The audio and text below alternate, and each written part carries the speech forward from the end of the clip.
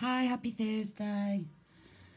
Just going to have a quick chat about what's been on my mind and defrag it. And I've been thinking a lot about simulation theory and it's always bothered me. So I'm always pondering this, why does it bother me? And I think it's, again, because I feel like things can be misconstrued, but it's just never felt like a reality to me. In my opinion, humans precede technology, humans invent technology.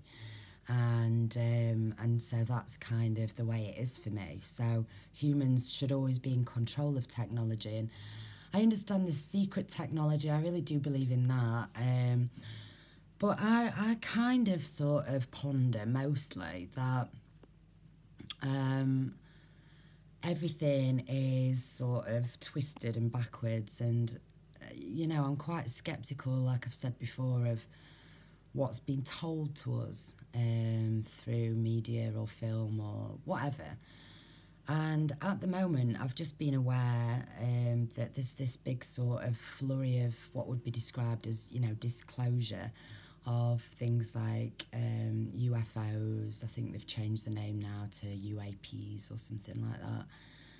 And, then there's been this release, I think it's been released for years, but this sort of circulation of this supposed CIA document, the Gateway document, if anybody's seen it. I've scanned through it and it's all very interesting. But, like I said, I have to be suspect of what we're told sometimes. So we're being told at the moment, apparently, New York Times. Did I write it? I wrote it down somewhere because I was like, oh my God, Where is it?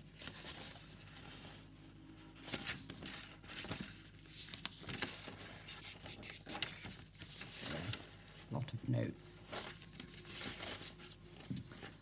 Where the fuck is it? Oh, there it is.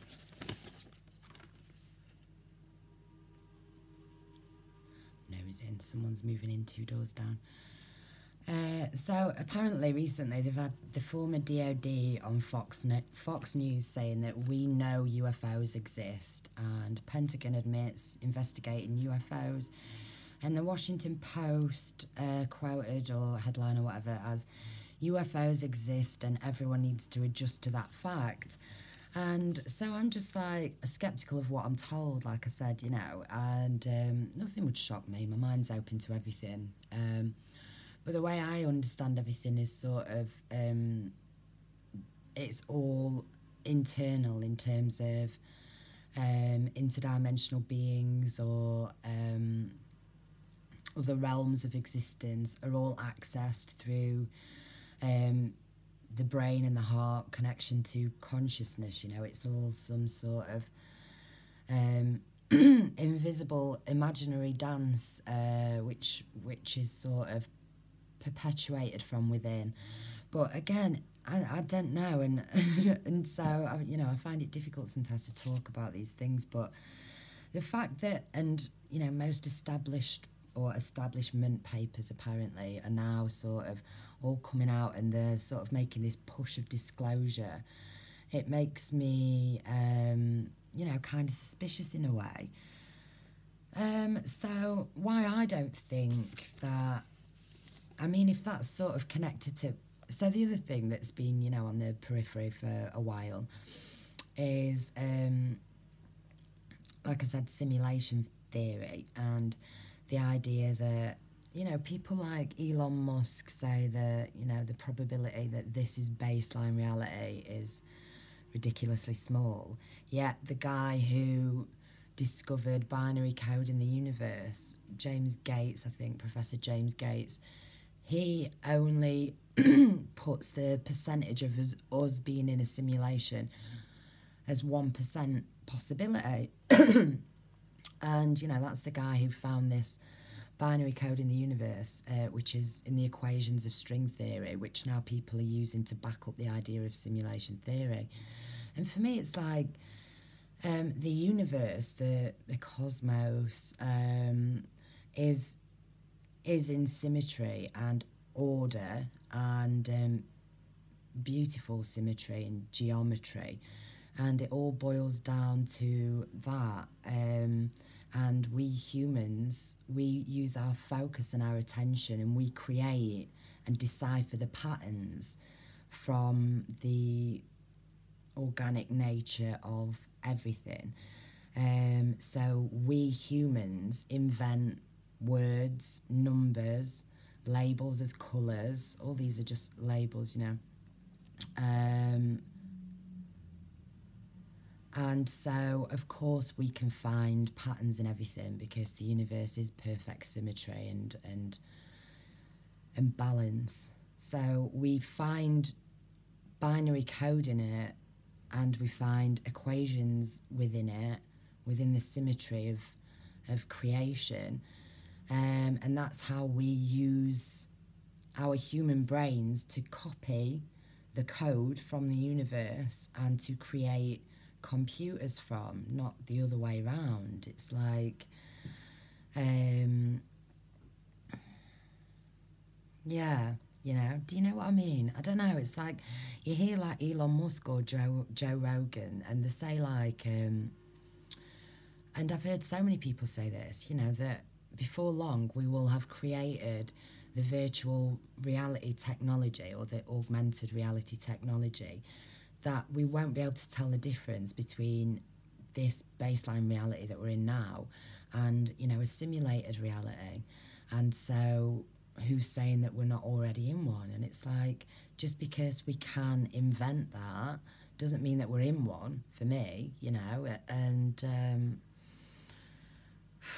you know, I just feel like this whole sort of, yeah, it's like virtual reality will always be a choice. Like, I can see how we're already sort of attached to technology and devices, and I really hope and pray that it doesn't go much further. But obviously with gaming it will, and humans love to game and to play and to substitute, and it's because we're not feeling whole ourselves. And what did I write down earlier? I was listening to an explanation of the 4 types of alienation, and which is, you know, essentially separation. So you can have alienation from nature, obviously, which is what the idea of simulation even is, you know, that we're in some sort of highly advanced game that someone else is controlling.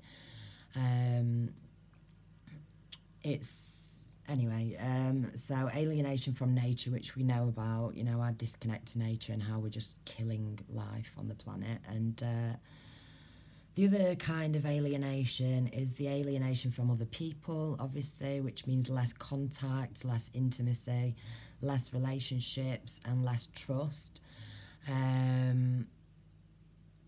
And, you know, that technology, the way it is now, enforces that alienation of proper human contact from other people.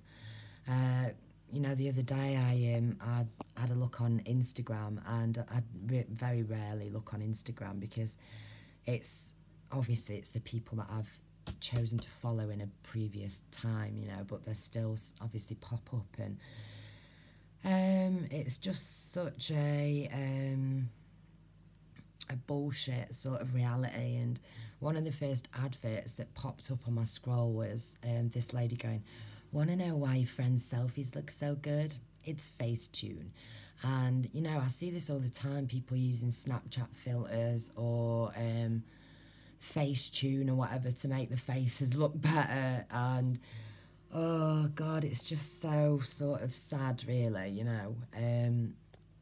Again, I don't think there's anything wrong with wanting to take a nice picture of yourself, but the more and more it takes away from how you actually are, you know, just the more alienation, the further the separation. And, you know, just when people get giddy about future technology in terms of, I'll tell you what I get excited about is the idea of sort of holographic technology in terms of meeting up with other people, you know, as if you're in the room. I know they've got that already. I've seen, you know, job interviews where they've holographically projected the candidates into a room and stuff. So the technology's there already.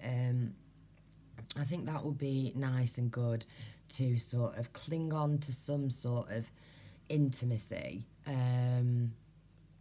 You know, if your family live elsewhere or you've got connections with people on the other side of the world and it's, you know, you can't physically be there, I can imagine that that would be incredible, but it's still obviously not the same, and it's taken away and substituting from the wholeness of the pure experience, you know. So anyway, the third type of alienation is alienation from our work. And I think I read somewhere the other day that 85% of people hate their jobs, and it doesn't surprise me. And we are forced to take jobs which don't suit our essences, and we're not allowed to be creative and free in them, and it's all much more murky, you know. So that doesn't shock me either. And the final one was alienation from self, which I do also agree happens in childhood. And we get separated from our feeling of self, and which is essentially our empathic connection to our higher self, our divinity, our gut feeling, our truth, and so we get separated in these four ways. And what that separation and alienation does is it creates physical and mental unwellness. That's not a word, is it? But you know, it creates disease, depression, despair, addictions, all the, you know, toxic cycles. And it also has us looking for purpose outside, pleasure outside, in terms of things, possessions, you know, products that will help us feel better. You know, if only we'd got better teeth and big hair and you know, some plastic surgery and, you know, the best lipstick or the nicest newest car or the bag with a name, you know, whatever.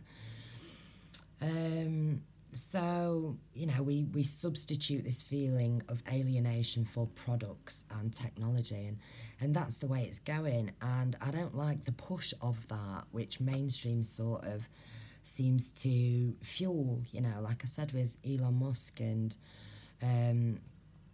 you know, lots of the other ones at the moment. And I'm just like, you know, why are we being told this?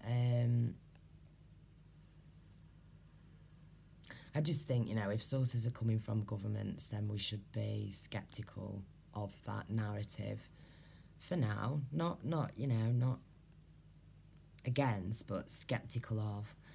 So, and I'm just going to sort of read a few of my notes of things that have, you know, anyway. And I heard, I think it was Dennis McKenna on a Joe Rogan podcast, just a clip of, which I'm going to post down beneath, because I think Dennis sort of explains it beautifully, and Joe is sort of like, although he's had so many psychedelics, he's still sort of on that side of a different side, you know, to things. And so it's a really interesting interview about simulation theory, essentially. So I'll put it down. But Dennis said that humans, we're extremely clever, but we're not wise. And it's like, yeah, that is it. We don't have foresight to see what we're doing to ourselves, and you know, our intelligence works against us if we're not aware.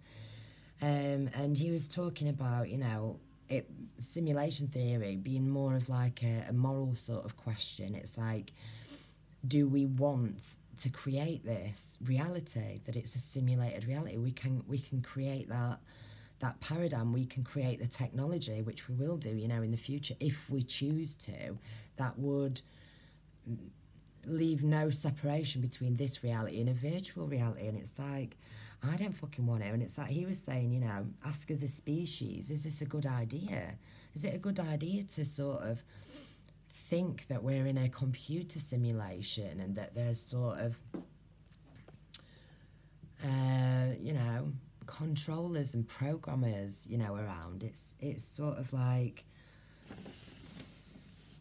I wonder why people want us to perceive that reality, you know. I think, transhumanism is something that's being pushed. And personally, I don't like it. I don't like the idea of, when people say, yeah, but what if you could stop your depression like that with this brain chip or whatever that would, reroute your brain? Or what if you could have, I don't know, any of these sort of upgrades that they say would happen, So I agree that things will help a small portion of people that really need it. Amputees, you can get the best technology, get your leg cracking, that's great. But when you're messing with your mind and your emotions, that's a sort of issue of giving away your free will and your sovereignty to technology, which I don't want any part of.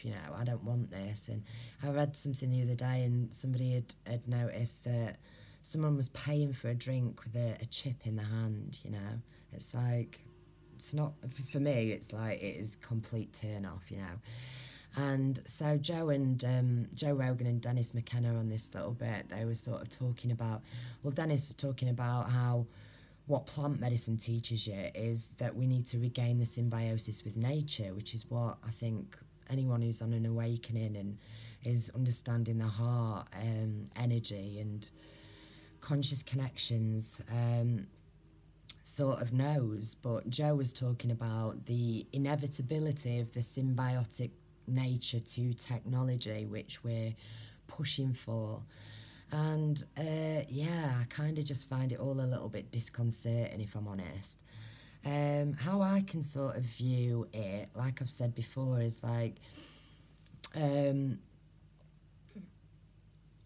holographic nature of reality, the realm of fluid reality. When you sort of become aware of that, it feels like you're in a simulation, because that's the best comparison we have to describe the experience of regaining your free will and your sovereignty and becoming a player in the game. You step into your avatar. How annoying. I've written it down somewhere. Let's have a look.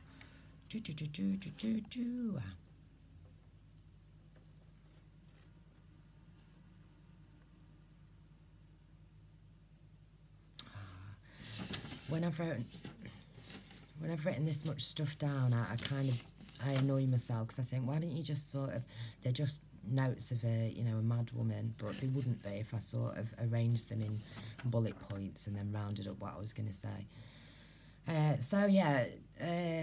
Joe was talking about, if we symbiotically merge with technology, we become the alien archetype, and I think, that is what is people want. People seem to want this.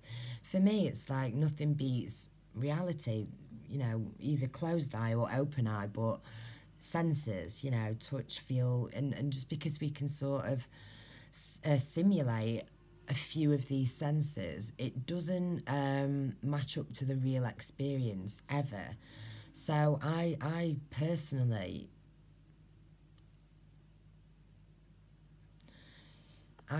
choose not to go down that road. I just, fucking hell.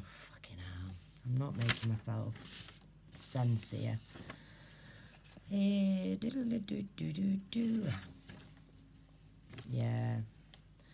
Do we want to migrate into virtual reality? I fucking don't.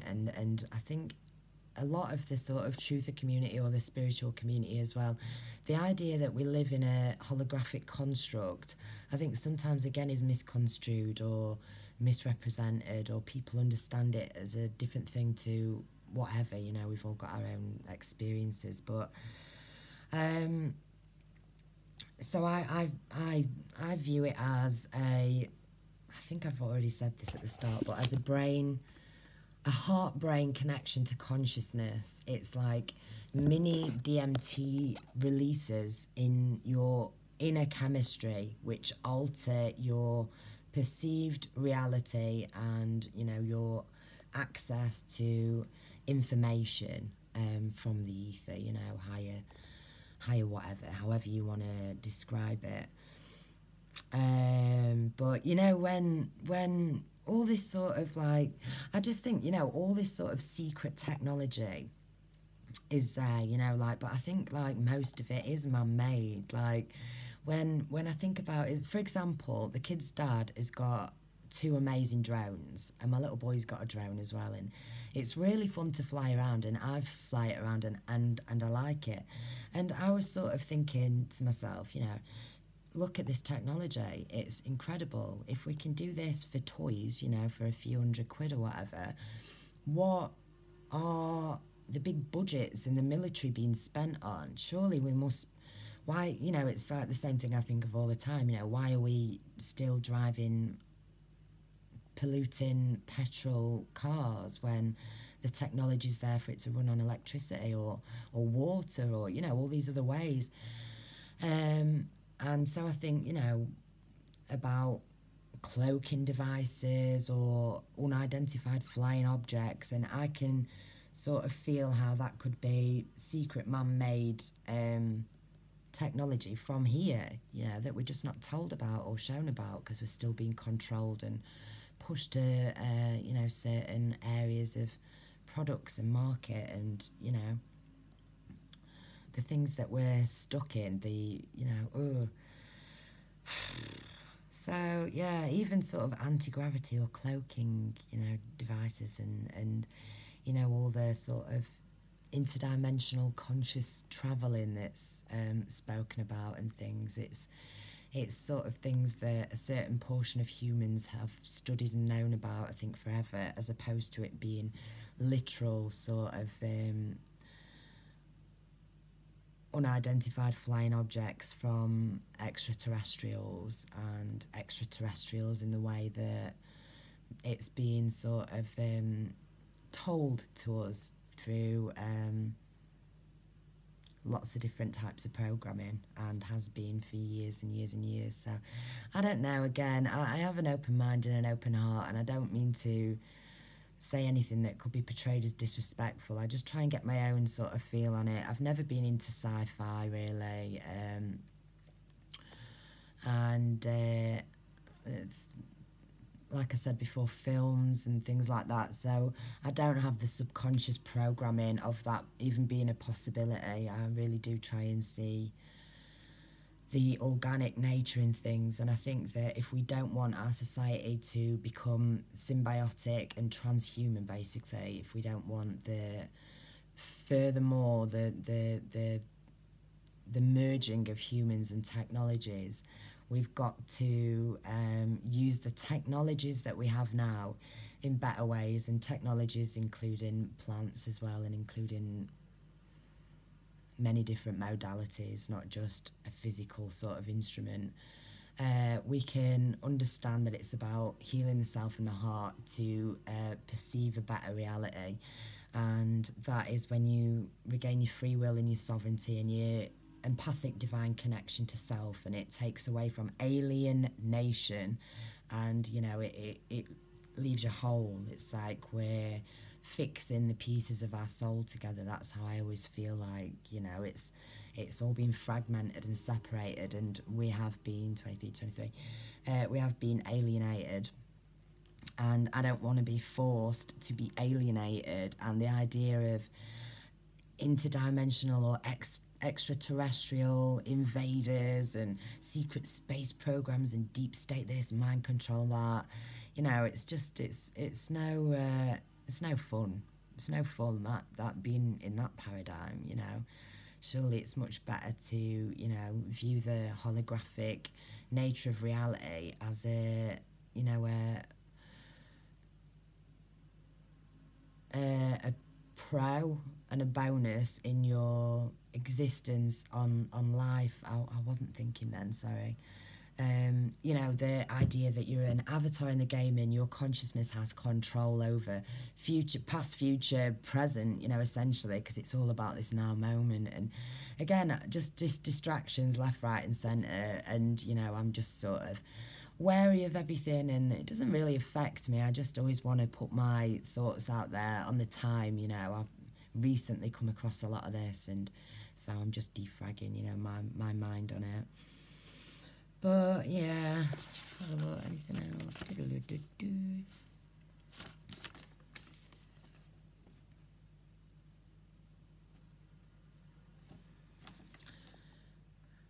A flower has more creative ability than a computer.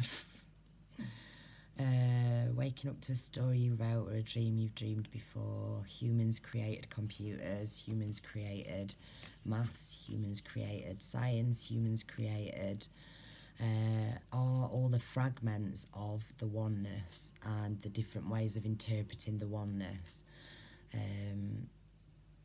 All the different types of maths, all the different types of sciences, all the different types of art were created by humans who are interpreting